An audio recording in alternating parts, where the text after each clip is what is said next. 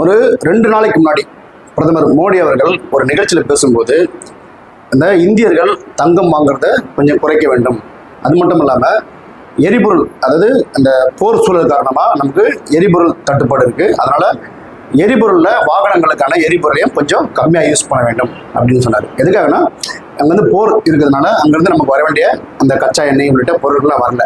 அதே சமயம் தங்கத்தில் நம்ம டாலரில் முதலீடு செய்யறதுனால தங்கம் வந்து டாலரில் தான் வாங்குறாங்க. அதை கம்மி பண்ணும்போது நம்ம டாலரோட மதிப்பு கொஞ்சம் குறைஞ்சு இந்தியாவோட ரூபாய் மதிப்பு ஏறும், அந்நிய செலவணி குறையும், அந்த மாதிரியான சில விஷயங்கள்லாம் மேற்கோள் காட்டி அவர் அதை சொன்னார். அதை சொன்னதோட மட்டும் நிற்காம, ஏன்னா ஒரு தலைவர் நாட்டு மக்களுக்கு சொல்கிறாரு, ஆனால் அதுக்கு நம்ம முன் உதாரணமாக இருக்கணும் அப்படின்றதுக்காக பிரதமர் மோடி அவர்கள் எங்கேயாவது வெளியே போகும்போது அவரோட கான்வாயை பார்த்துருப்போம். முன்னாடி ஒரு 10-15 வாகனங்கள், பின்னாடி ஒரு 10-15 வாகனங்கள், அந்த துறை சார்ந்த அதிகாரிகள், கூட இருக்கிற அமைச்சர்கள், அப்படிலாம் வந்து ஒரு கான்வாய் மாதிரி போகும். இப்போது நாட்டு மக்களுக்கு சொல்லிட்டோம் எரிபொருளை சிக்கனம் பண்ண சொல்லி, அதுக்கு நம்ம முன் உதாரணமாக இருக்குன்னு சொல்லி தன்னோட கான்வாயை பாதியாக குறைச்சிருக்கார் மோடி அவர்கள். சமீபத்தில் அசாம் மற்றும் குஜராத்தில் 2 நிகழ்ச்சிகள் கலந்து போகும்போது அந்த கான்வாய், அவரோட கான்வாய் வந்து பாதியாக குறைக்கப்பட்டிருக்கு.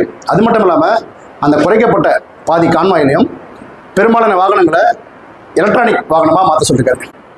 அப்படி மாத்திர அந்த எலக்ட்ரானிக் வாகனங்கள் கூட புதுசாக வாங்கக்கூடாது, அதாவது நான் சொல்லிட்டதுக்காக புது வாகனங்களை உடனே பர்ச்சேஸ் பண்ணக்கூடாது, ஏற்கனவே இருக்கிற வாகனங்களை ஏதாவது மாற்றம் ஏற்பாடு பண்ண வேண்டும் அப்படின்னு மோடி அவர்கள் சொல்லி அதை செயல்படுத்தி செஞ்சிருக்காரு. இப்போ அவரோட வாகனங்கள், கான்வாய் வாகனங்கள் பாதியாக குறைக்கப்பட்டிருக்கு. சரி, பிரதமர் சொல்லிட்டாரு அப்படின்னா இதனால என்ன நடக்கும் அப்படின்னா, நாட்டோட பிரதமரே சொல்லிட்டாரு, அதை தொடர்ந்து மற்ற அமைச்சர்கள், இப்போது நேற்றே உள்துறை அமைச்சர் அமித்ஷா அவர்களோட கான்வாயும் பாதியாக குறைக்கப்பட்டிருக்கு. அது மட்டும் இல்லாமல் பாஜக ஆளும் மாநில முதல்வர்கள் உடனே தங்களோட கான்வாயை கண்டிப்பாக குறைப்பாங்க. ஏன்னா அவங்க தலைவர், நாட்டோட பிரதமர், அவங்களோட தலைவர் சொன்னதுக்கப்புறம் அதை ஃபாலோ பண்ணுவாங்க அந்த மாநில முதலமைச்சர்கள். மற்ற மாநில முதலமைச்சர்கள் இதை செய்வாங்கன்னு தெரியாது, ஆனால் கட்டாயம் பாஜக ஆளும் மாநில முதலமைச்சர்கள் இந்த வாகன எரிபொருள் சேமிப்பு, கான்வாய் குறைப்பு, பேட்டரி வாகனம் உள்ளிட்ட விஷயங்களை ஒவ்வொன்றா பண்ணுவாங்க. அதன் தொடர்ச்சியாக தான் நேற்று உள்துறை அமைச்சர் அமித்ஷா பண்ணார். இப்போ ஒரு அமைச்சரும் இதை பண்ணுவாங்க. இது பண்ணும்போது பெருமளவில் இந்த எரிபொருள் சிக்கனப்படும், இந்த வாகனம் மூலமா வெளிப்படுற அந்த மாசு கட்டுப்பாடு குறைக்கப்படும்.